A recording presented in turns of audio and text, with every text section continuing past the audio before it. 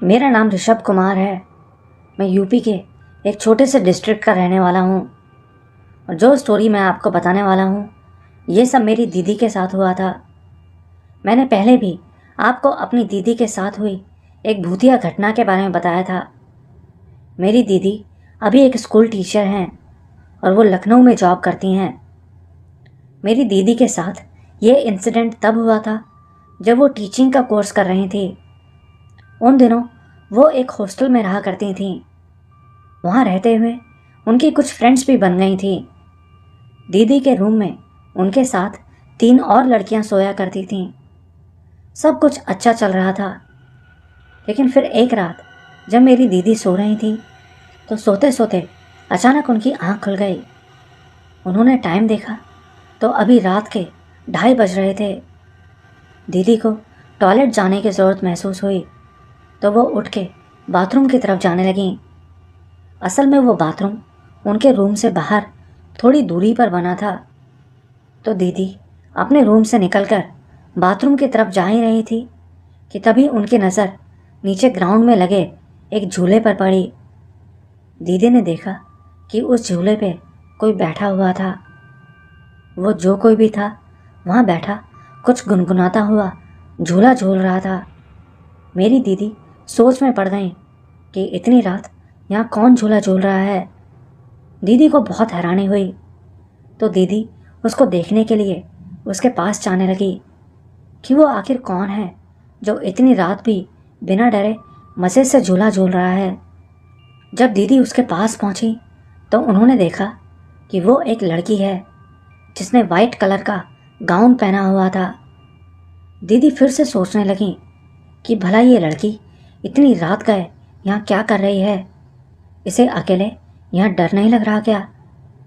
यही सोचते सोचते मेरी दीदी ने अपना हाथ उसके कंधे पर जैसे ही रखा तो उस लड़की ने एक झटके से पलट के मेरी दीदी की तरफ देखा।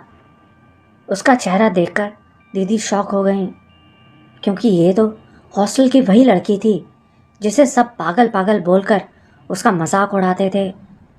और वो लड़की हमेशा अकेली ही रहती थी क्योंकि उसके साथ कोई नहीं रहना चाहता था। वो अपने रूम में भी बिल्कुल अकेली सोया करती थी, क्योंकि कुछ लड़कियों का कहना था कि वो लड़की रात में सोते वक्त अजीब अजीब हरकतें करती है, इसलिए सब लड़कियां उससे दूर ही रहती थीं। कुछ लड़कियां तो उसके पास जाने से भी डरती थीं। उसके पीछे पलटते ही उसकी शक्ल देख के दीदी बहुत डर गईं, क्योंकि उसकी आंखें बिल्कुल सफ़ेद हो रखी थीं। वो दीदी को देख के गुर्राने लगी। ये सब देखकर दीदी इतना डर गई कि उसी वक्त भाग के अपने रूम में आ गई और चुपचाप अपने बेड पे लेट गई। लेकिन दीदी को नींद नहीं आ रही थी, बस डर के मारे चादर को पूरा सर तक ढककर लेटी हुई थी। पूरी रात उनको नींद नहीं आई। फिर जब सुबह हुई तो दीदी ने रात वाली बात अपनी फ्रेंड्स को बताई। उनकी कुछ फ्रेंड्स ने तो उनकी बात पर भरोसा कर लिया, लेकिन कुछ ने ये सब उनका भ्रम समझ के ये बात हंसी में उड़ा दी। फिर अगला दिन तो दीदी का जैसे तैसे बीत गया, लेकिन रात में दीदी जानबूझकर नहीं सो रही थी। दीदी देखना चाहती थी कि वो लड़की आज भी वहाँ झूले पे जाएगी या नहीं। ऐसे करते करते रात के 2 बज गए। दीदी धीरे धीरे अपने बिस्तर से उठी और अपने फर्स्ट फ्लोर की विंडो से बाहर देखने लगी। कुछ देर बाद दीदी ने देखा कि वो लड़की धीरे धीरे चलकर आई और झूले पे बैठ के झूला झूलने लगी। लेकिन इस बार दीदी उसके पास नहीं गई। वो पहले से ही बहुत डरी हुई थी। फिर दीदी ने भाग के अपनी एक फ्रेंड को जगाया और उसको लेके उसी फर्स्ट फ्लोर की विंडो के पास चली गई। बोली, ये देखो, वो लड़की आज भी वहाँ झूला झूल रही है। उनकी फ्रेंड ने जब ये देखा तो वो भी थोड़ा डर गई। उनकी फ्रेंड उस लड़की के पास जाना चाहती थी, लेकिन दीदी ने उसको रोक लिया।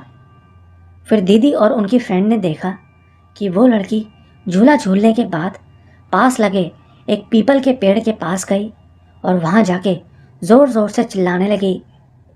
उसकी चीख इतनी भयानक थी कि बर्दाश्त भी नहीं हो रही थी, लेकिन पता नहीं कैसे उसकी वो चीख मेरी दीदी और उनकी फ्रेंड के अलावा और किसी को सुनाई नहीं दी थी। फिर दीदी और उनकी फ्रेंड दोनों भाग के अपने रूम में चले गए। दोनों बहुत डर गई थी, लेकिन फिर कुछ देर बाद वो लड़की उनके रूम की विंडो के पास आकर खड़ी हो गई और एक शैतानी मुस्कुराहट के साथ दीदी और उनकी फ्रेंड को देखने लगी। इसके बाद तो वो दोनों इतना डर गईं कि दोनों की एक साथ चीख निकल गई। उनकी आवाज़ सुन के उनकी बाकी फ्रेंड्स भी उठ गईं। फिर उन दोनों ने पूरी बात अपनी बाकी फ्रेंड्स को भी बताई, लेकिन किसी ने उनकी बात पर यकीन नहीं किया और बस पूरा सपना भूलकर वो सब वापस सो गए। फिर अगली सुबह मेरी दीदी और उनकी फ्रेंड ने पूरी बात अपने हॉस्टल के वार्डन को बताई, तो वार्डन ने उनकी बात का यकीन तो नहीं किया, लेकिन फिर जब वो तीनों उस लड़की को देखने के लिए उसके रूम में गए तो उन्होंने जो देखा वो देखकर उनकी आंखें फटी की फटी रह गईं। उन्होंने देखा कि वो लड़की अपने रूम की छत पर उल्टा चल रही थी। मेरी दीदी और उनकी फ्रेंड तो ये देखकर वहीं बेहोश हो गईं। वार्डन ने जल्दी से डॉक्टर को बुलाया और उस लड़की को मेंटली अनस्टेबल बोलकर मेंटल असाइलम में एडमिट करने के लिए बोल दिया। बड़ी मुश्किल से उसे हॉस्पिटल ले जाया गया, लेकिन फिर उसी रात जब उस हॉस्टल का वॉचमैन अपनी ड्यूटी कर रहा था तो उसने देखा कि उस पीपल के पेड़ पे कोई बैठा हुआ था। जब वो वॉचमैन उस पेड़ के पास गया तो देखा कि वो वही लड़की थी। वो उस पीपल के पेड़ पे बैठी किसी जानवर को खा रही थी। वो वॉचमैन चिल्लाता हुआ सीधा हॉस्टल के वार्डन के पास गया और उसे सब बता दिया। वार्डन समझ गया कि ये तो कुछ और ही भला है। फिर अगले ही दिन वार्डन ने वहाँ एक पंडित को भी बुलवाया, लेकिन उस लड़की में पता नहीं कौन सी ऐसी शक्ति थी जो वो पंडित भी उसको ठीक नहीं कर सका और डर कर भाग गया। आखिर में वार्डन ने उस लड़की के पेरेंट्स को कॉल करके ये सब कुछ बता दिया। अगले ही दिन उसके पेरेंट्स वहाँ आ गए और उसे अपने साथ ले गए। इसके बाद उसका क्या हुआ ये तो किसी को नहीं पता, लेकिन फिर हॉस्टल के एक बहुत बूढ़े काका ने, जो हॉस्टल की सफाई का काम करते थे, उन्होंने बताया कि इस पीपल के पेड़ पे एक कील गड़ी हुई थी। कई साल पहले इस पीपल के पेड़ में एक बुरी आत्मा का वास था, जिसे एक तेजस्वी साधु ने अपने कब्जे में करके उसे एक कील में अभिमंत्रित करके इस पेड़ पर गाड़ दिया था, और वो कील शायद उस लड़की ने निकाल दी थी। इसलिए वो बुरी आत्मा इतने साल बाद आज़ाद हो गई और उसने उस बेचारी लड़की के शरीर पर कब्जा कर लिया। ये मेरी दीदी के साथ घटी एक बिल्कुल रियल भूतिया घटना है।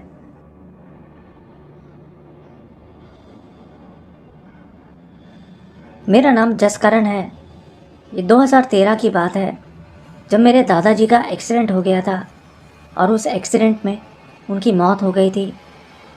इस हादसे के 2 हफ्ते बाद मेरे पापा का भी उसी रोड पर एक्सीडेंट हो गया, जिसमें उनकी भी डेथ हो गई।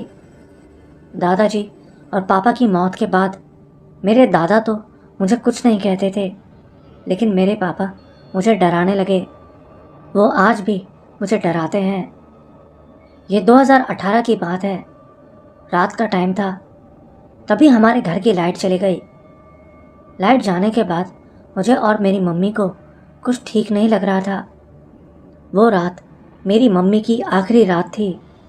हम लोग खेतों में अकेले रहते थे। उस रात मुझे मम्मी और पापा की आत्मा दिखाई दी थी।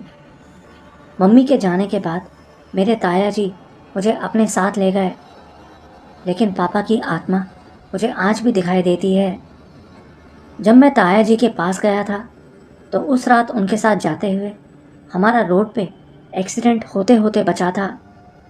मेरे ताऊ जी को समझ आ गया कि ये मेरे पापा और मम्मी का ही काम है।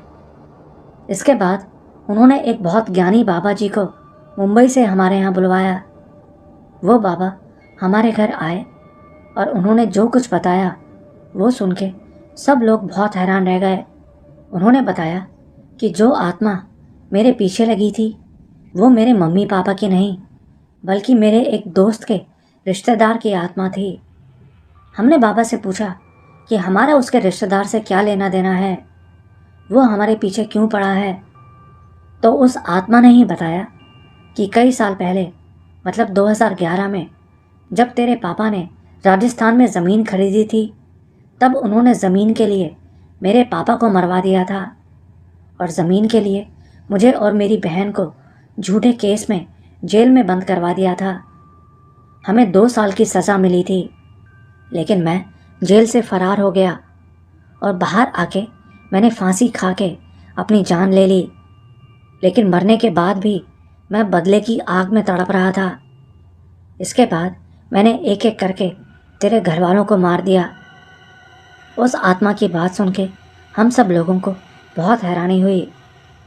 इसके बाद मैं वहाँ से भाग के सीधा मुंबई आ गया, लेकिन यहाँ आज भी वो लोग मुझे डराते हैं। मेरी स्टोरी बिल्कुल रियल है।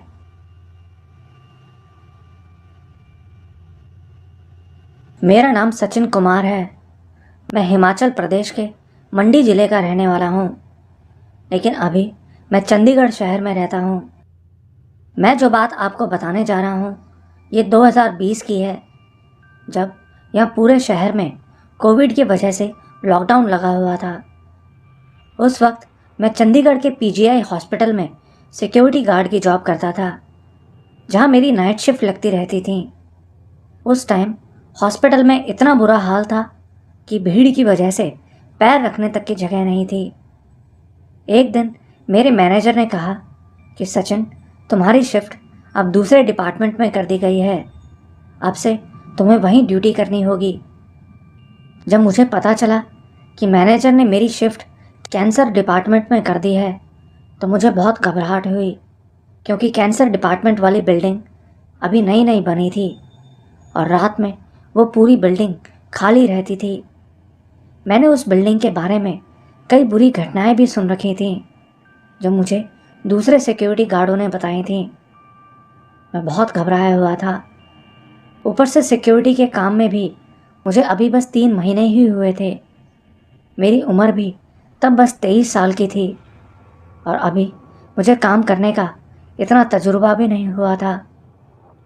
तो उस डिपार्टमेंट में ड्यूटी लगने के बाद कुछ दिन तक तो सब कुछ ठीक रहा, लेकिन फिर मेरे सुपरवाइज़र ने मुझसे कहा कि अब से तुम्हें रात में पूरी बिल्डिंग का चक्कर भी लगाना होगा।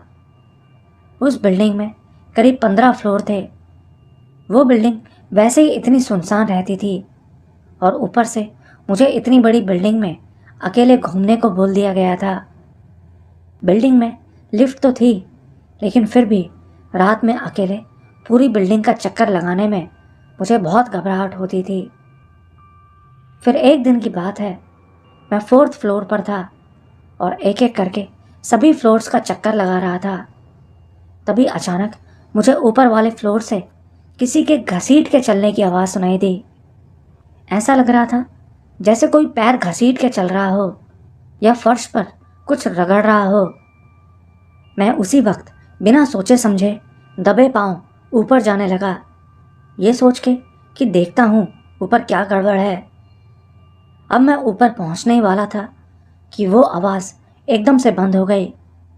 मैंने पूरे फ्लोर पे अच्छी तरह से नज़र मारी तो देखा पूरी बिल्डिंग खाली थी, अंदर कोई नहीं था।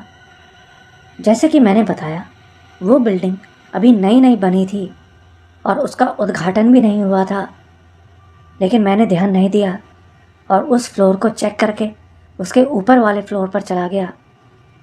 फिर मैंने ऊपर वाली बिल्डिंग से नीचे की ओर नज़र मारी तो देखा कि नीचे मैदान में एक लाइन में बहुत सारी व्हीलचेयर्स लगी हुई थी, लेकिन मुझे ऐसा लगा जैसे वो व्हीलचेयर्स अपने आप हिल रही हों।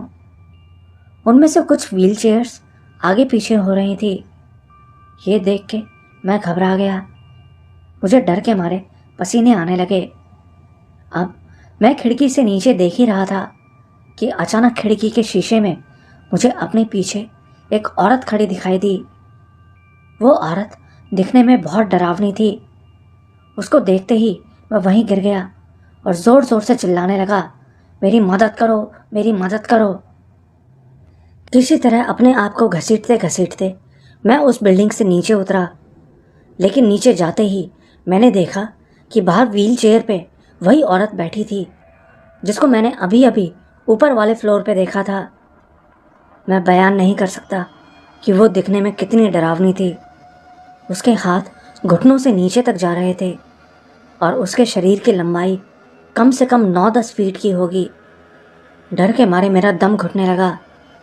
मुझे सिर्फ मेरी वॉकी टॉकी नजर आई, जिससे मैंने अपने दूसरे साथियों को बताया कि मुझे मदद की सख्त ज़रूरत है, जल्दी से कैंसर वाली बिल्डिंग पर आ जाओ।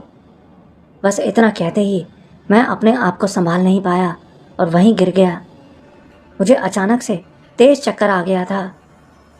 फिर सुबह 4 बजे जब मेरी आंख खुली तो मैंने अपने आप को डॉक्टर की टीम के साथ देखा जो मुझे दूसरे वार्ड में ले गए थे। मुझे बहुत तेज़ बुखार आ गया था, लेकिन इसके बाद मैं उसी दिन बिना किसी को कुछ बताए अपनी जॉब छोड़कर अपने गांव के लिए रवाना हो गया। कोविड के समय सरकार ने आने जाने पे भी पाबंदी लगा रखी थी, लेकिन मैंने अपने साथ सारे कागज़ ले रखे थे ताकि पुलिस वालों ने अगर रास्ते में रोक लिया तो उनको सारा प्रूफ दिखा सकूं। मगर मेरी किस्मत अच्छी थी कि ऐसा कुछ नहीं हुआ। मुझे किसी पुलिस वाले ने नहीं रोका। गांव पहुंचकर जब मैंने अपने माता पिता को अपने साथ हुए हादसे के बारे में बताया तो उन्होंने बिना सोचे समझे मेरी बात पर विश्वास कर लिया। मैं कई दिनों तक बीमार रहा। मुझे बुरे बुरे सपने आते थे। कई बार ऐसा महसूस होता था कि रात को सोते समय कोई मेरे सीने पर बैठा है, जिस वजह से मैं ना तो चल पाता था और ना कुछ बोल पाता था। फिर मेरे माता पिता ने मेरा इलाज करवाया, जिसके कुछ समय बाद मैं धीरे धीरे ठीक होने लगा। मेरे साथ घटे इस हादसे के बाद कोई भी सिक्योरिटी गार्ड उस बिल्डिंग में ड्यूटी करने को तैयार नहीं होता था। बहुतों ने तो ये भी कहा कि भले ही हमें नौकरी छोड़नी पड़ जाए, लेकिन हम उस जगह काम नहीं करेंगे। करना तो मैं भी नहीं चाहता था, लेकिन कोविड की महामारी और काम ना मिलने की वजह से मजबूरन मुझे वहाँ काम करना पड़ा।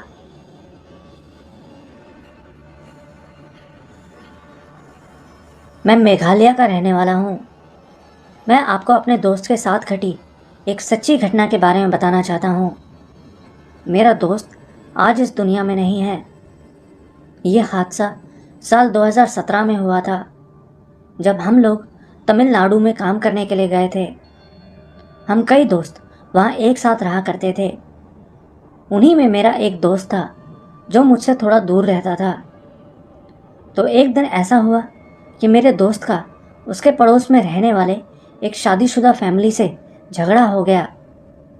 मैं आपको उन लोगों का नाम तो नहीं बताऊंगा, लेकिन हुआ ये था कि एक दिन मेरे दोस्त का फ़ोन चोरी हो गया था। उसको पता चला कि उसका फ़ोन उसके पड़ोस में रहने वाले उन लोगों ने चुराया था, जिसके बाद उसका उन लोगों के साथ बहुत झगड़ा हो गया, मारपीट तक हो गई थी। उसने फ़ोन करके हम सब दोस्तों को वहाँ बुला लिया। मेरे बाकी दोस्त तो वहाँ चले गए, लेकिन मैं वहाँ नहीं जा पाया था। लेकिन झगड़े के बाद भी उसका फ़ोन नहीं मिला। इसके बाद सब कुछ नॉर्मल हो गया। झगड़ा ख़त्म हुए कई दिन बीत गए, महीना भर हो चुका था, लेकिन फिर अचानक मेरे दोस्त की तबीयत खराब रहने लगी। हमने उससे पूछा कि तुझे क्या हुआ है, लेकिन वो बोलता कि पता नहीं मुझे कौन सी बीमारी लग गई है।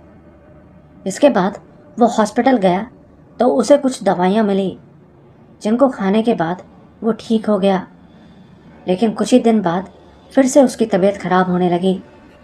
वो दिन पर दिन कमज़ोर होता जा रहा था। 6-7 महीने बीत गए। उसकी हालत बहुत ख़राब हो गई थी। तो एक दिन हमने उससे कहा कि यहाँ तो तू ठीक ही नहीं हो रहा है, एक काम कर, तू अपने गांव वापस चला जा।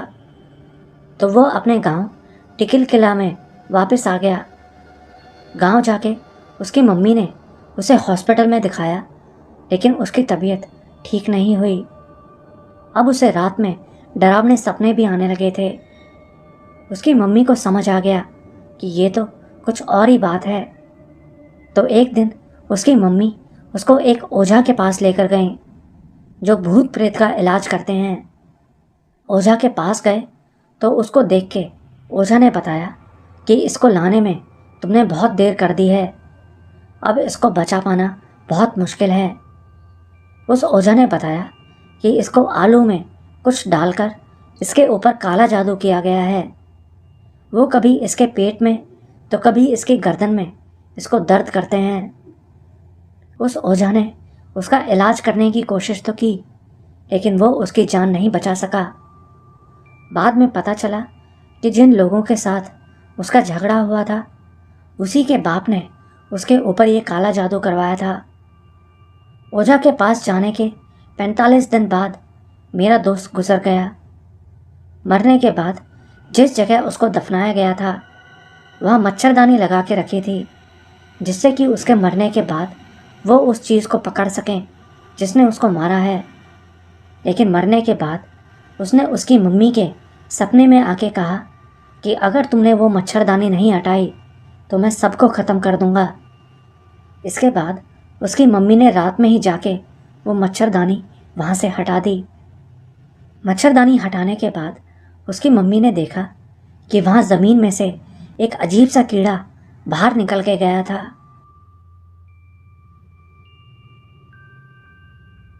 मेरा नाम अजय पाल है।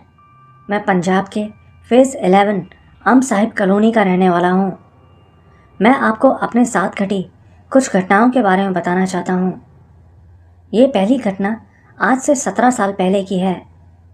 तो हुआ ऐसा था कि तब हम लोग खाने कमाने के लिए होशियारपुर गए हुए थे, वहाँ आलू की खुदाई करने के लिए। तो एक बार रात को सोते समय मुझे टॉयलेट जाने की ज़रूरत महसूस हुई, तो मैंने अपनी मम्मी को बोला कि मुझे टॉयलेट जाना है। मम्मी मुझे लेकर बाहर गईं, लेकिन टॉयलेट करते समय मुझे ऐसा लगा जैसे हमारे घर में एक बकरा और बकरी अभी अभी अंदर गए हैं। मैंने अपनी मम्मी को भी बताया, तो उन्होंने घर के अंदर जाके चेक किया, लेकिन अंदर कोई नहीं था। लेकिन फिर थोड़ी देर बाद मुझे घर के अंदर एक उल्लू बैठा हुआ भी दिखाई दिया।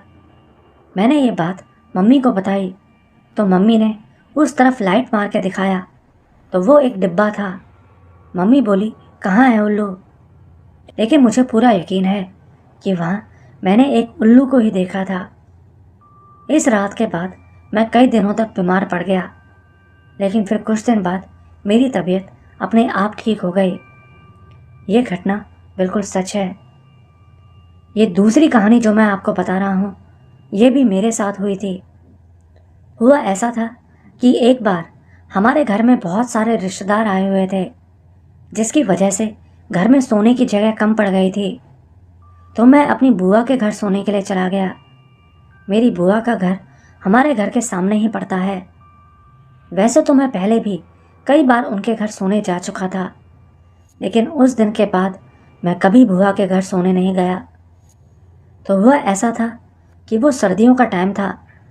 रात में मैं बुआ के घर सोने गया, तो सोते सोते अचानक मुझे ऐसा लगा जैसे कोई मेरी रज़ाई के ऊपर चढ़ के आया है और मेरे साथ आकर लेट गया। वो एक औरत थी। मैं उसे बहुत अच्छे से महसूस कर पा रहा था। उसके हाथ पैर बिल्कुल सफ़ेद थे। मैं एकदम से उठकर बैठ गया। घड़ी में टाइम देखा तो 4 बज रहे थे। मैंने जल्दी से पास में सो रहे अपनी बुआ के लड़के को ये सब बताया, तो उसने कहा, सो जा, ऐसा कुछ भी नहीं है, तूने ज़रूर कोई सपना देख लिया होगा। पर मैं जानता था कि वो मेरा सपना नहीं है। उसके बाद भी मेरे साथ ऐसा कई बार हुआ, जैसे कि कोई आता और मेरे ऊपर बैठकर मेरा गला दबाने की कोशिश करता। मुझे बिल्कुल नींद नहीं आ रही थी। फिर सुबह 6 बजे उसी बिस्तर पर मुझे ऐसा लगा जैसे कोई मेरी चादर खींच रहा है। मैंने जल्दी से चादर हटाकर भी देखा, लेकिन वहाँ कोई नहीं था। फिर सुबह होने के बाद मैंने ये बात अपनी मम्मी को बताई, तो मम्मी बोली कि वो तेरी बुआ के लड़के की बीबी की आत्मा है। वो अपने घर में उसके अलावा और किसी को नहीं सोने देती है। मेरे बड़े भाई ने भी बताया कि उसने भी उसकी आत्मा को देखा है, लाल जोड़ा पहने हुए। ये तीसरी घटना बताने से पहले मैं आपको बता दूं कि मेरा अपना एक सैलून है। जब मैं आपकी स्टोरी सुनता हूँ तो मेरा काम करने का दिल नहीं करता है। ऐसा लगता है कि बस आपकी ही स्टोरी सुनता जाऊँ। रात में जब मैं सोता हूँ तो कुछ देर बाद मुझे ऐसा लगता है जैसे कोई आग का गोला मेरे पास आ रहा है और आके मेरे सीने पर बैठ जाएगा। ऐसा महसूस होते ही मेरी पूरी बॉडी पैरालाइज हो जाती है। बेड पर किसी के पैरों के चढ़ने की आवाज़ भी महसूस होती है, जैसे अभी अभी कोई मेरे ऊपर से होकर गया है। एक बार तो ऐसा हुआ कि दो औरतें जिन्होंने सफ़ेद रंग की साड़ी पहनी हुई थी वो मेरे पास आकर बैठ गईं और मुझसे बातें करने लगीं। मुझे ये तो नहीं पता कि वो मेरे से क्या बातें कर रही थी, क्योंकि सुबह होते ही मैं ये सब भूल गया। पर मुझे इतना याद है कि उन दोनों की शक्ल मेरी बड़ी बहन और पास में रहने वाली एक पड़ोसन से मिलती जुलती थी। कुछ ही दिन पहले मेरी उस पड़ोसन से लड़ाई भी हुई थी। वो जो भी थी उसी का रूप लेकर आई थी। ये बात एकदम सच है, क्योंकि जिस जगह पर हम रहते हैं वहाँ कुछ टाइम पहले एक कब्रिस्तान हुआ करता था, जिसको बाद में साफ करवा के सरकार ने एक कॉलोनी बनवा दी। यहाँ जब भी कोई भी मौत होती है तो उसी महीने में 3-4 लोगों का मरना पक्का है, जिस वजह से यहाँ के मंदिरों में हवन पूजा वगैरह हमेशा होती रहती है। ये अगली घटना मेरी एक मौसी के साथ घटी थी। तो हुआ ऐसा था कि मेरे मौसा जी बहुत दारू पिया करते थे। तो एक बार उन्हें काम पर से आने में बहुत देर हो गई। वैसे तो वो रोज़ 8 बजे ही घर आ जाया करते थे, लेकिन उस रात वो बहुत लेट हो गए थे। मेरी मौसी ने उनके साथ काम करने वाले लोगों से भी पूछा तो उन्होंने बताया कि वो तो हमारे साथ ही आए थे, पता नहीं घर कैसे नहीं पहुँचे। तो मौसी उनको देखने के लिए अपने भाई और बहन के घर भी गईं, जो कि उनके घर के पास में ही रहते थे, लेकिन वो वहाँ भी नहीं थे। साथ ही मैं आपको बता दूं कि मेरी मौसी के घर के सामने करीब 30 कदम की ऊंचाई पर एक रेलवे लाइन है, जिस पे अक्सर एक्सीडेंट होते रहते हैं। तो मौसी उनको ढूंढने के लिए ऊपर रेलवे लाइन पर चढ़ के चली गईं। उनको लगा कि शायद दारू पीकर उनके हस्बैंड कहीं वहीं ना बैठ गए हों। रेलवे लाइन पे कुछ दूर जाके उन्हें वहाँ एक आदमी लेटा हुआ दिखाई दिया। मौसी को लगा वो उनके हस्बैंड हैं। उन्होंने दूर से ही उस आदमी को आवाज़ लगाई, लेकिन उस आदमी ने कोई जवाब नहीं दिया। फिर जैसे ही मौसी उस आदमी के पास गई तो वो आदमी एकदम से उठ के खड़ा हो गया। वो आदमी बहुत लंबा था और उसके शरीर पर कोई कपड़ा नहीं था, पूरे शरीर पर बाल थे। उसे देखकर मेरी मौसी वहीं डर के मारे बेहोश होकर नीचे गिर गईं। फिर सुबह जब उनको होश आया तो वो जल्दी से अपने घर भाग के गए। घर आके उन्होंने ये बात अपनी माँ को बताई। साथ ही बता दूं कि मेरी नानी पर उनके लड़के यानी मेरे मामा की आत्मा आती है, जिसकी बचपन में ही डेथ हो गई थी। अब उन्हें अभूत बोलते हैं। जब मौसी ने उन्हें ये बात बताई तो उनकी माँ पर उनके लड़के की आत्मा आ गई। उनके लड़के की आत्मा ने बताया कि वो एक भूत था। अगर मैं उस टाइम तेरे साथ नहीं होता और तुझे वहाँ से धक्का देकर नीचे नहीं गिराता तो वो तुझे मार देता। उसके बाद मेरी मौसी कभी रात में रेलवे लाइन पर नहीं गईं। मेरे मामा, जिसकी बचपन में ही डेथ हो गई थी, वो आज भी अभूत बनकर हमारी रक्षा करते हैं और हमें ऊपरी चीज़ों से बचाते हैं।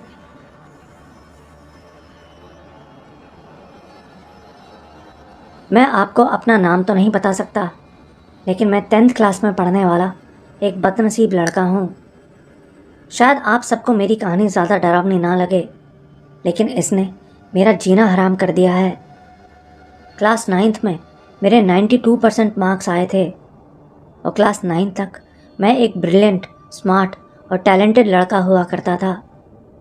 लेकिन अप्रैल 2022 से धीरे धीरे सब चीज़ें बिगड़ने लगीं। जिस पढ़ाई में मैं पहले हमेशा डूबा रहता था, उसी पढ़ाई से मुझे धीरे धीरे नफ़रत होने लगी। हर वक्त एक अजीब सी मायूसियत महसूस होने लगी। जब मई महीने के वेकेशंस आए तब मैंने अच्छे से पढ़ने का ट्राई भी किया, लेकिन ऐसा लगता जैसे किसी तरह की कोई शक्ति मुझे हर वो चीज़ करने को मजबूर कर रही थी जिससे मेरा नुकसान हो। जब जून में मेरा स्कूल फिर से खुला तब पहले तो सब कुछ ठीक रहा, लेकिन फिर बाद में मेरी लाइफ का वर्स्ट फेज शुरू हो गया। गलत लड़की से प्यार करना, फिर अचानक से थोड़े ही दिनों में ब्रेकअप हो जाना, फिर से बहुत गंदी तरह से रिजेक्ट हो जाना। मेरे मार्क्स धीरे धीरे करके 68% तक पहुंच गए, क्योंकि मैं इस रियलिटी को फेस ही नहीं कर पा रहा था। इसीलिए मैं खूब मोबाइल देखने लगा, जिससे मुझे मोबाइल एडिक्शन हो गया। मैं भगवान पर बहुत विश्वास करता हूँ, हनुमान जी, महादेव, सबको बहुत प्रे करता हूँ। हनुमान चालीसा, शिव तांडव स्तोत्रम, नरसिम्हा कवच। हिंदू होने के बावजूद मैंने अल्लाह और जीसस से भी प्रार्थना की कि ये बुरी शक्ति या बुरी नज़र मुझसे दूर हो जाए, लेकिन कुछ नहीं हुआ। मैं जो भी अच्छी चीज़ करने जाता हूँ वो भी सब खराब हो जाता है। मेरे सबसे खास दोस्त भी मुझसे दूर हो गए और अब मुझे पसंद भी नहीं करते। हद तो तब हो गई जब अचानक से मेरी दादी की मौत हो गई। उन्हें ना कोई रोग था, ना कोई बीमारी। 77 की उम्र में भी उनके काले बाल थे और वो अच्छे से चल फिर पा रही थी। मैं कितनी भी मेहनत कर लूँ, मेरी हर चीज़ अनसक्सेसफुल हो जाती है।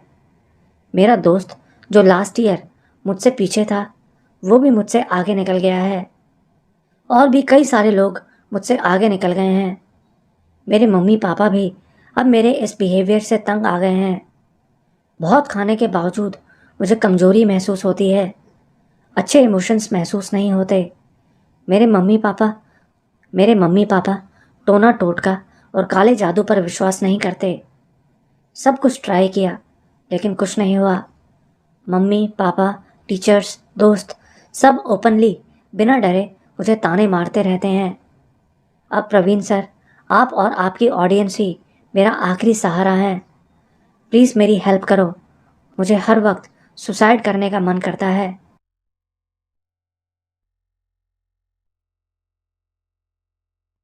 इससे पहले मैंने आपको अपने साथ घटी 2 कहानियाँ बताई थीं। आज मैं आपको अपनी तीसरी कहानी के बारे में बताने जा रहा हूँ। हमारे गांव से करीब 3 किलोमीटर दूर एक पहाड़ है और उस पहाड़ के ठीक नीचे हमारे खेत हैं। तो एक बार जब मैं 5th क्लास में पढ़ता था तो हमारी दशहरे की छुट्टियां चल रही थी।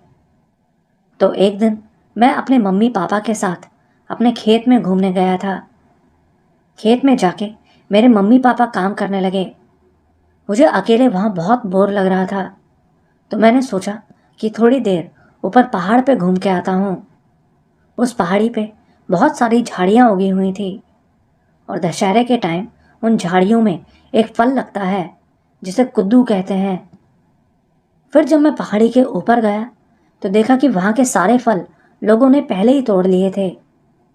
तो मैं उस फल को ढूंढता हुआ बहुत आगे तक चला गया। दोपहर हो चुकी थी। तभी मैंने देखा कि आगे एक पेड़ की टहनी के ऊपर एक औरत बैठी थी। उस औरत के बाल खुले थे और वो मेरी तरफ पीठ करके बैठी थी। मुझे लगा ये कौन औरत है। मुझे लगा ये कौन औरत है जो यहाँ पेड़ के ऊपर बैठी है। कहीं मेरी कोई जानने वाली तो नहीं है।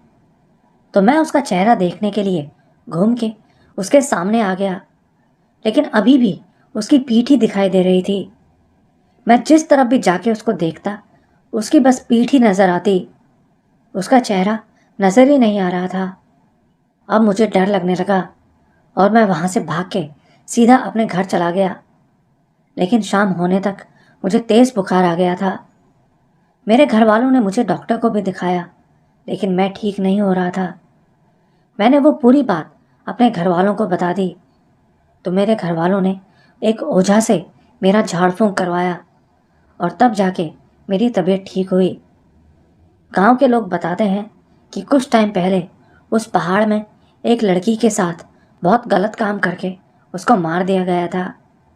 जिसके बाद से उसकी आत्मा वहीं भटकती है।